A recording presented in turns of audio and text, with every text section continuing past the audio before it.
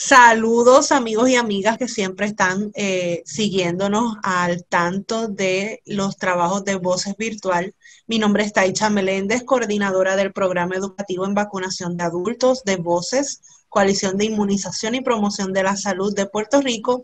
Hoy tengo el grato placer de dialogar a nombre de la coalición con la profesora Yelitza Soto Román. Ella es catedrática de Trabajo Social de la Facultad de Trabajo Social de la Universidad del Sagrado Corazón.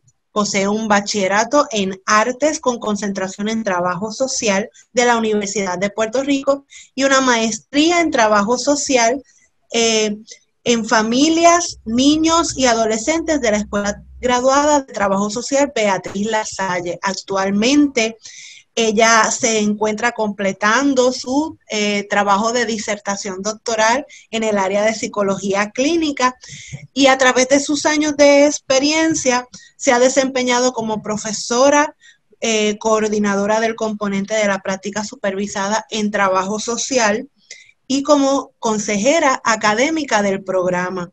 Entre sus áreas de interés se encuentran los temas vinculados a las manifestaciones clínicas, a las manifestaciones, perdón, de la diversidad humana y sus implicaciones en las relaciones humanas y la interacción profesional en el área social y clínica. Así que le damos la bienvenida a la profesora Yelitza Soto. Muchas gracias por estar con nosotros. Gracias a ustedes por la invitación. Hoy vamos a estar dialogando acerca de un tema que nos ha apasionado en los últimos meses, relacionado a cómo las medidas preventivas relacionadas a la prevención del brote de COVID-19 han afectado nuestras vidas y han tenido un impacto en las emociones y en la forma en la que manejamos estas mismas emociones.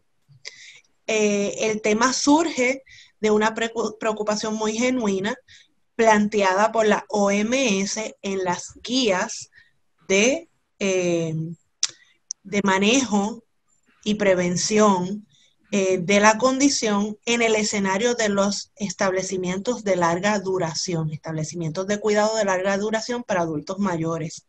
Esta guía hace un reconocimiento acerca de cómo estas nuevas realidades a las que nos enfrentaremos por los próximos años pueden afectar emocionalmente tanto al adulto mayor como al cuidador, ya sea cuidador informal o en un escenario institucional a ese proveedor de servicios que está prestando atención, ya sea clínica o cuidados de otra índole al adulto mayor.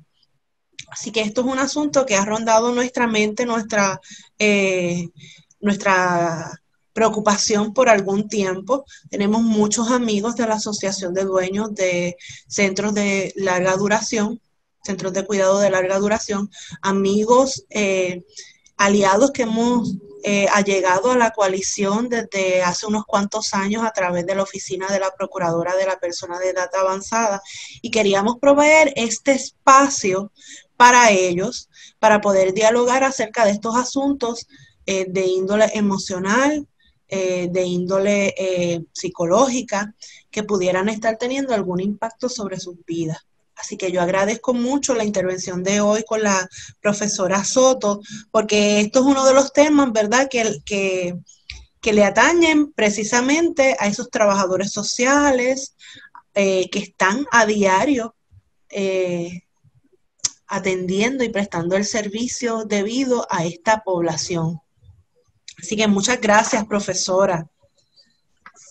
Nuestra primera pregunta.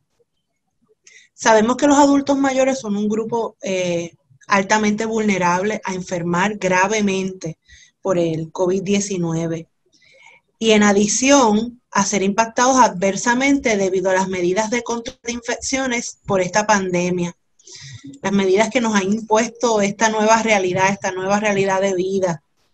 Pero, ¿por qué este grupo es más vulnerable también al impacto emocional? ¿Qué características o qué factores ellos comparten que los pueden hacer tener un mayor riesgo a implicaciones de índole emocional? Okay. Nuevamente, gracias por la invitación. Espero, ¿verdad?, poder aportar en algo a clarificar o simplemente a abrir a la reflexión todo este tema, porque me parece que es fundamental el reconocimiento del componente emocional y psicosocial en un evento como el que estamos viviendo, ¿verdad? Hoy día a nivel mundial, básicamente. Cuando hablamos particularmente de adultos mayores, yo pienso que tenemos que comenzar por el periodo de vida en el que ellos están, en el que ellos y ellas están atravesando y viviendo, ¿verdad? No es cualquier periodo de vida, no es cualquier tiempo de vida en el que ellos se encuentran. Así que fundamentalmente el periodo de vida en el que ellos están, por precisamente los cambios fisiológicos que por el proceso de desarrollo humano ellos ya están experimentando, hay una vulnerabilidad que los hace ser altamente, estar en un alto riesgo, por decirlo de alguna manera, a no solamente contagiarse de una diversidad de infecciones, sino también a experimentar enfermedades, a experimentar cambios que pueden implicar disfunción a nivel cognitivo, enfermedades, digamos, múltiples al mismo tiempo, debido a que su organismo ya está pasando por un proceso en el que el envejecimiento va acrecentando, ¿verdad?, esa vulnerabilidad física. ¿Qué pasa? El cuerpo no se reduce al organismo, ¿verdad? El cuerpo es un elemento psicológico, psíquico y emocional que está integrado. No lo podemos ver de una manera separada. Así que en ese sentido, cuando hablamos de esta etapa de desarrollo, muchas veces estos cambios de vida que implican cambios físicos, que implican pérdidas, porque se van perdiendo amigos y amigas, se van perdiendo parejas, se van perdiendo incluso hijos e hijas, porque cuando hablamos de adultos mayores que están institucionalizados, esos lazos que antes ellos tenían cercanos se distancian, antes del físico como medida preventiva, ¿verdad? Así que hay un elemento de característico de la transición de vida en la que se encuentran los adultos mayores, que vulnerabiliza o que quizás los hace experimentar, por ejemplo, sentimientos de tristeza, sentimientos de abandono, sentimientos de soledad, ¿verdad? Y si esos sentimientos ya los podemos reconocer como que pueden formar parte de los sentimientos y las emociones que estos adultos experimentan precisamente en esta etapa del desarrollo, pues podemos entender que están más vulnerables a que esos sentimientos se exacerben cuando hay elementos como los que estamos viviendo en la actualidad, que por un lado van por el lado del riesgo real que ellos tienen de contagiarse, pero no solamente el riesgo de contagiarse del COVID o el alto riesgo de contagio, sino que cuando miramos las estadísticas y escuchamos los análisis estadísticos, ¿verdad? Están más afectados. Estadísticamente el riesgo es como 10 veces mayor, si escuché recientemente, ¿verdad? De morir si te contagias, si eres mayor de 60 años. Si no eres mayor de 60 años, ese riesgo, ¿verdad? La probabilidad de ser mismo. Como hemos observado aquí en Puerto Rico, la enfermedad es que el 25%, casi una cuarta parte de las personas infectadas pertenecen a ese sector de 60 años o más. Pero cuando contrastamos las muertes relacionadas a COVID-19, se dispara a 2/3 partes de las muertes son de personas en este grupo de edad. Yo quiero recapturar lo que he entendido hasta ahora. Estamos hablando de una generación, un cohorte de edad, cuyas características está caracterizado por la pérdida de funcionalidad, de independencia, de funciones, por la enfermedad. Y esta pérdida de por sí los hace más vulnerables a sentimientos de tristeza, de soledad, a la depresión. Así que estas características son las que también llevan a que la persona tenga un impacto más agresivo de la enfermedad y las condiciones de vida o cómo nos ha cambiado la sociedad y el día a día por la enfermedad. Sí, porque ciertamente, como te mencionaba ahorita, ¿verdad? Ya es un periodo de vida que en general, ¿verdad? Y estamos hablando en términos generales, habrá sus particularidades, hablamos de la población y es bien grande, pero, por ejemplo, si pensamos en la institucionalización, estamos pensando en adultos mayores que fueron removidos de sus hogares, que están distanciados de redes de apoyo o de familiares, porque aunque ciertamente reciben visitas de familiares, por ejemplo, como medida preventiva, en la mayoría de los centros esas visitas han estado prohibidas, ¿verdad? Desde que comenzó toda esta situación. Así que eso acrecienta un sentido de retraimiento o un sentido de aislamiento que la literatura nos dice que ya de por sí adultos institucionalizados experimentan, ¿verdad? Así que en ese sentido, estas medidas lo que pueden hacer es exacerbar unos sentimientos o unas emociones que ya podrían estar presentes ahí.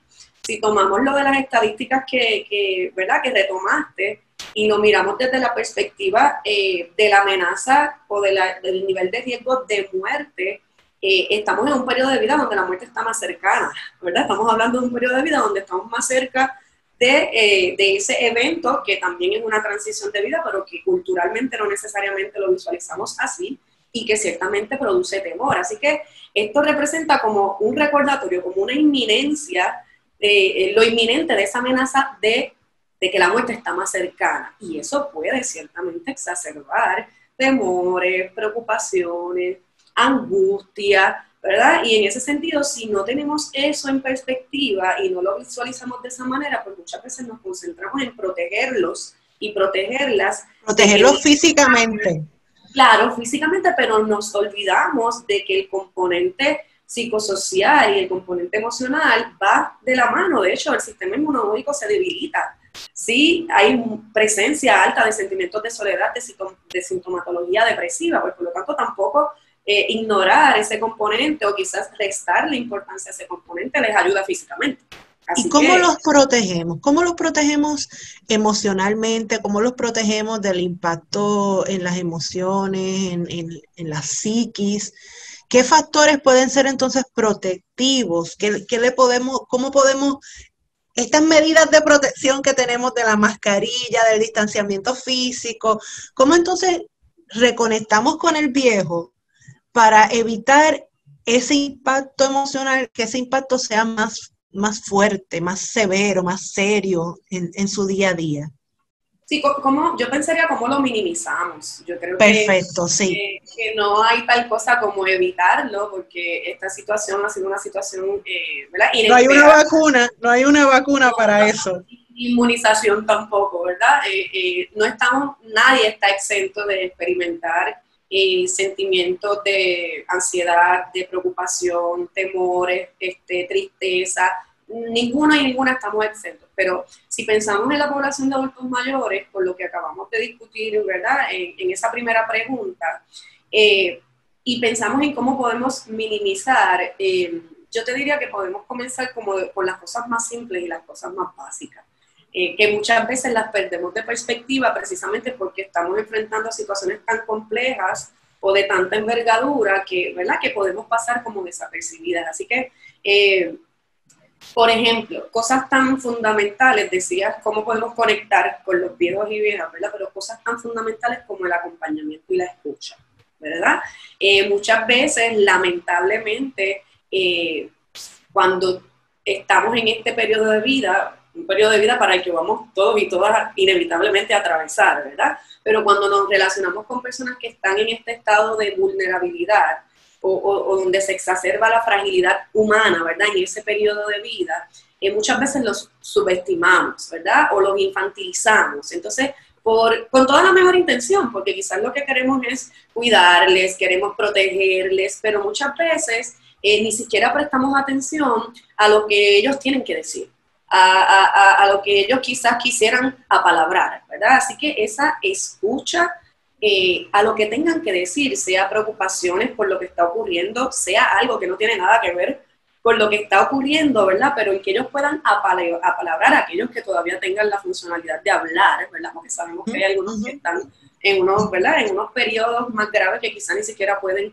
hablar, pero aquellos que todavía pueden hablar, escucharles, ¿verdad? La escucha es muy poderosa. En ese sentido, el espacio para que las personas hablen resulta fundamental y eso a veces lo perdemos rápido de perspectiva, ¿verdad? Yo estoy segura de que si nos diéramos el tiempo de escuchar a nuestros viejos, tal vez nos daríamos cuenta de que muchos de ellos están mucho más fortalecidos que nosotros mismos.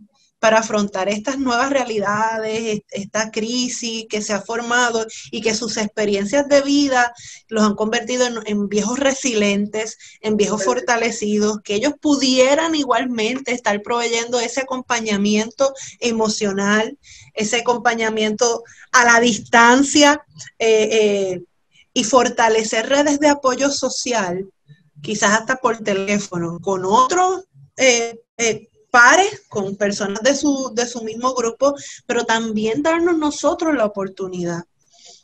Una de las cosas que me llama la atención de lo que estamos hablando es precisamente eso que usted dijo, no hay nadie exento. Y parte de nuestros diálogos previos hablábamos sobre pues, que simultáneamente con lo que está experimentando el viejo, el cuidador también está experimentando la carga de la pandemia, de las condiciones que nos ha impuesto la pandemia para asegurar la prevención, para minimizar los riesgos, y además les ha impuesto una responsabilidad, una carga mayor a su día a día, porque realmente nos estamos acostumbrando a estas nuevas condiciones. Así que el cuidador, el adulto que acompaña en la casa, que cuida, que va todos los días, el familiar que tiene esa responsabilidad, pero igualmente aquel que está en un escenario institucionalizado, que trabaja, que esto es su empleo y que llega a su casa día a día, aún en el momento en el que la cuarentena estuvo más rigurosa, que estábamos nosotros en nuestras casas, ellos eran esos empleados de primera línea que salían todos los días, exponiendo su salud, exponiendo sus vidas y exponiendo la familia que les quedaba en la casa. Esta persona también está expuesta. ¿Cómo se podría entonces describir o identificar el impacto emocional que este cuidador pudiera estar experimentando? Que a veces queda como silenciado. Sí, se invisibiliza. Se invisibiliza mucho. Mira, en el caso de aquellos cuidadores y cuidadoras, tú acabas de mencionar algo que resulta fundamental, y es el elemento de que son personas que tienen a cargo el cuidado, la protección de la seguridad, el bienestar y básicamente la vida de otros y otras, ¿verdad? Sin embargo, eso tiene un costo, porque el costo es que al mismo tiempo siguen poniendo en riesgo su propio bienestar, ¿verdad? Porque no dejan de estar también expuestos a un posible contagio y, como tú mencionabas, a un posible contagio de familiares, ¿verdad? Así que ciertamente reconocer que son personas que tienen una carga de trabajo, pero el estar a cargo del cuidado de otros en sí mismo es una función y un rol que representa de por sí una responsabilidad, ¿verdad? Sobre la vida de otros. Y lo mismo ocurre con proveedores de servicios. Ahorita mencionaban los trabajadores sociales, que son trabajadores de primera línea también en el servicio, sobre todo a poblaciones vulnerables, y esta ciertamente es una de las poblaciones más vulnerables, que responsablemente, éticamente, continúan ofreciendo esos servicios, pero que ciertamente no están exentos de estar exponiéndose y mucho menos de estar experimentando temor, preocupación, estrés, de lo que esto implica. Y eso no los incapacita en realizar sus funciones, en realizar su trabajo, los humaniza. Son humanos, al igual que todos los demás que estamos viviendo esta situación y que ciertamente podemos experimentar esos temores. Así que por un lado está el tipo de trabajo que realizan, el rol que cumplen, que es fundamental, pero que ciertamente los coloca en un estado también de vulnerabilidad porque están expuestos a ese contagio. Y fíjate qué interesante que la Organización Mundial de la Salud, en el documento que mencionaste ahorita, menciona algo que quizás también pasa desapercibido o que está invisibilizado, y es la posibilidad del estigma. Tenemos personas que sabemos y reconocemos que están constantemente expuestas, así que las personas, ¿verdad?, que identifican esos grupos pueden reaccionar de una manera. Ya el distanciamiento físico está, pero ese distanciamiento puede hacerse más marcado por el temor a que esa persona está más expuesta, pues yo tengo más riesgo de contagiarme si interactúo con esa persona. Y eso los deja en un lugar que exacerba también una serie de emociones y sentimientos, porque los coloca en un lugar donde se reduce el apoyo social, que es fundamental en un momento como este. El distanciamiento físico no implica que el distanciamiento tenga que ser social, porque las relaciones humanas y sociales son fundamentales para poder sobrevivir estos asuntos, ¿verdad? Así que ese estigma del cual podrían estar siendo, digamos, atravesando estas personas, ciertamente tenemos que reconocerlo, ¿verdad? Y valorar la importancia del apoyo social que requiere eso. ¿Qué ocurre? Fíjate que ahorita hablábamos de los adultos mayores y de cómo los protegíamos y de cómo los cuidábamos, así que estas personas ciertamente tienen que estar enfrentando retos en cómo seguir haciendo lo que hacían, pero con el cuidado de no contagiar, ¿verdad?, de parte de ellos a estas personas y de seguir protegiéndolos y cuidándolos. Y en ese sentido, por ejemplo, ahorita tú mencionabas el uso de las mascarillas, que es requerido, que es fundamental y que sabemos que es necesario. Pero yo te hablaba de la escucha y de la comunicación y de la conexión con ese viejo, y cuando tú tienes una mascarilla puesta, ¿qué ocurre? ¿Verdad? Estamos hablando de una población que tiene dificultades auditivas, dificultades visuales, entonces la mascarilla se convierte en una barrera de comunicación, porque no pueden leer los labios, porque la calidad de lo vocal muchas veces, entonces esos cuidadores tienen que hacer un esfuerzo adicional y tener una paciencia adicional para incluso comunicarse y lograr que esta población pues pueda tener la información y puedan tener el cuidado. Así que yo creo que esta situación les presenta un reto que implica un doble esfuerzo. Por lo tanto, hay que reconocer que eso está ahí y no podemos solamente mirarlos como proveedores de servicio o como cuidadores que tienen que asumir su función y ya, sino que tenemos que ser sensibles también a que son personas que igualmente están vulnerables y que igualmente están expuestas a unos niveles de estrés que pueden tener implicaciones en su salud emocional definitivamente. Esta realidad demanda del resto de nosotros que aprendamos a reconocer señales en este grupo, a protegerlos de alguna forma, pero también en cierta forma demanda que este grupo de personas, los cuidadores y los proveedores de servicios, estén más atentos de su yo interior para aprender a reconocer esas señales de agotamiento emocional, de estrés que se somatiza físicamente y a darles la oportunidad de espacios de descanso emocional, de descanso físico, para que ellos puedan a su vez retomar su día a día. ¿Qué consideraciones entonces deben tener tanto los cuidadores como los proveedores de servicios para minimizar el riesgo y mantener un ambiente de trabajo y de su ambiente de vida diaria seguro, saludable, emocionalmente? Pues mira, Taisha, generalmente hacemos mucho énfasis en ese componente individual, en cómo yo tengo que estar pendiente, y eso es parte del proceso, ¿verdad? El prestar atención al propio bienestar, sobre todo cuando estamos a cargo del cuidado de otros y otras, cuando eso toma prioridad, pues nos olvidamos de nosotros y nosotras mismas, y ciertamente tenemos que reconocer que eso puede estar ahí.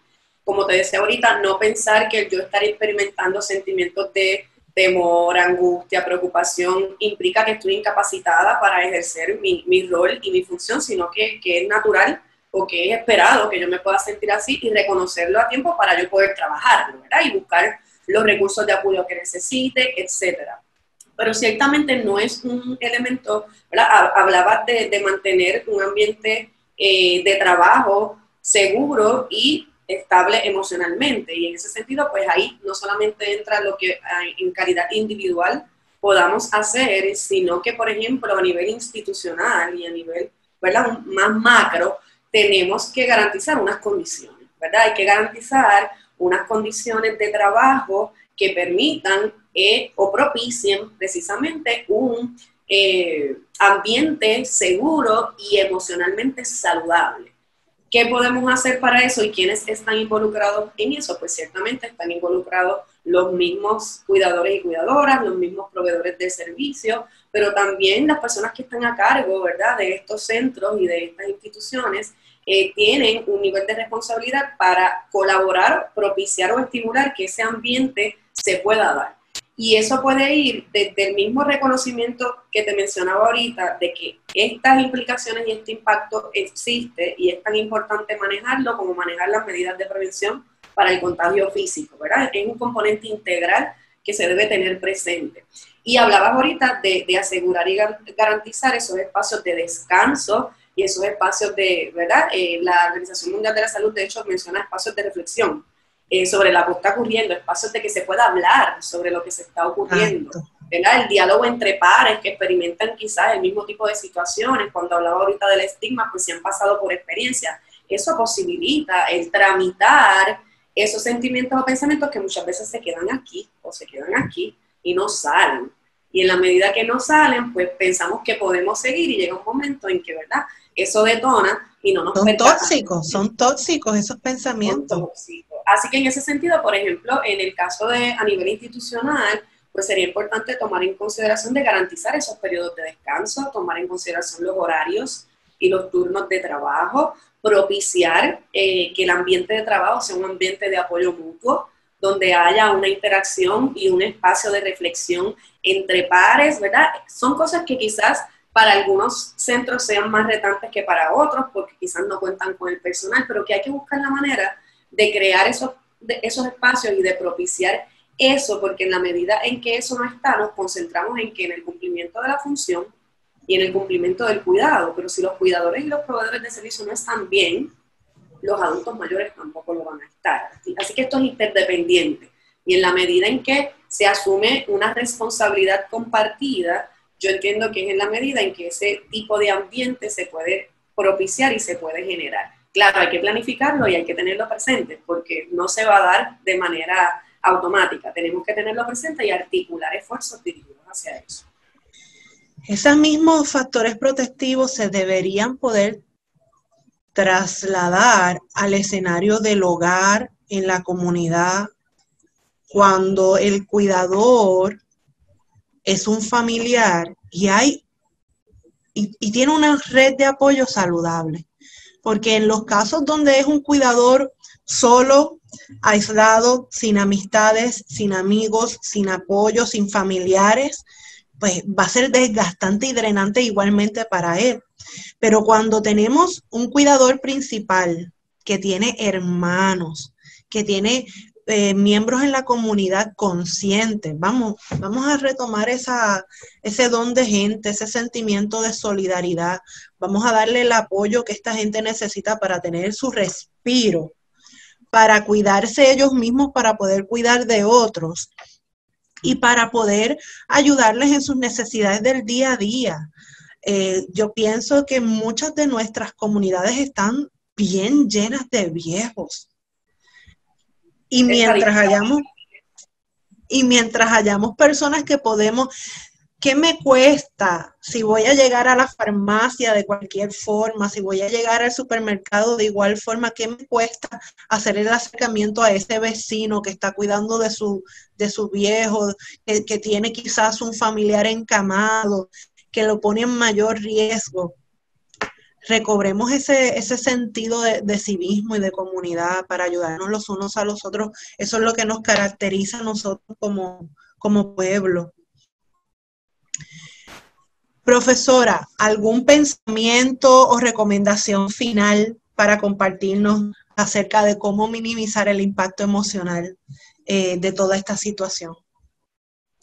Pues fíjate, escuchando lo último que estabas, ¿verdad?, recapitulando sobre esa responsabilidad compartida y sobre ese reconocimiento, yo creo que esa mirada, tanto a nivel individual como colectivo, es fundamental.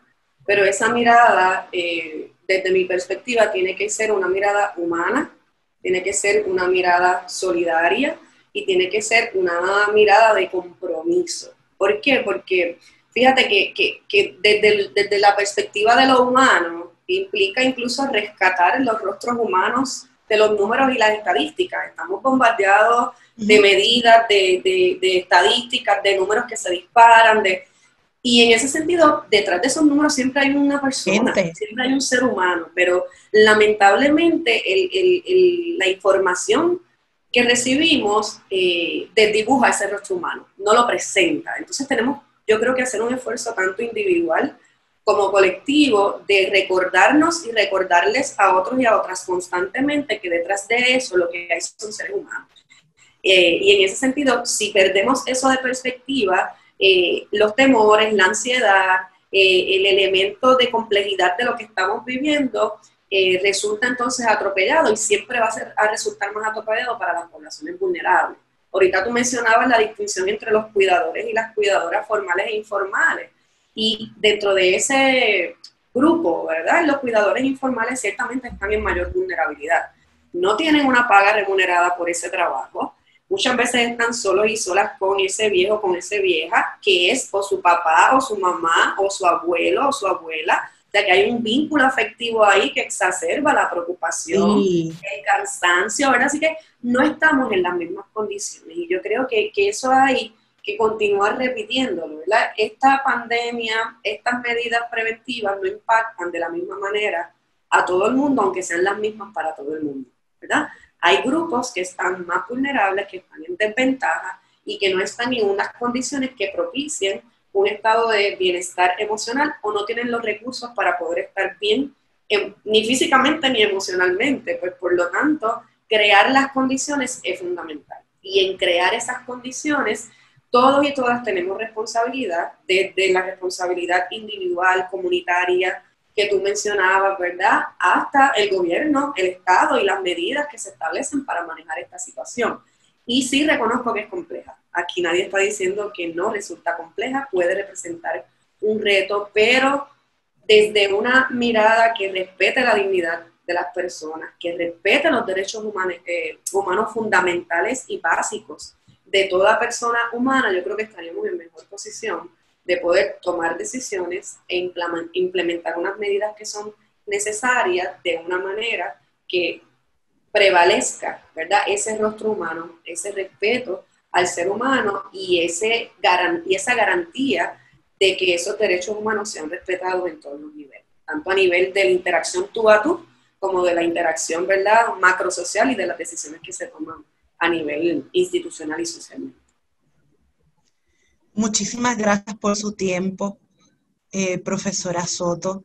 Muchas gracias por compartir su experiencia en todo este asunto. A nuestros amigos y amigas que siempre nos siguen a través de Voces Virtual, les extendemos una invitación a que usted también comparta esta información, comparta este video con la gente que conoce, que está atendiendo viejos, ya sea en sus hogares, en la comunidad o en instituciones de cuidado. Vamos a ser solidarios, vamos a rescatar este espacio de ayuda mutua y por supuesto aquí en Voces estamos a la disposición de seguir ofreciéndoles estos temas de interés, estos temas pertinentes para que ustedes se mantengan saludables, seguros, protegidos, como queremos que sean nuestras comunidades. Muchas gracias por su tiempo y continúen pendientes de lo próximo que traemos en Voces Virtual. Muchas gracias a todos.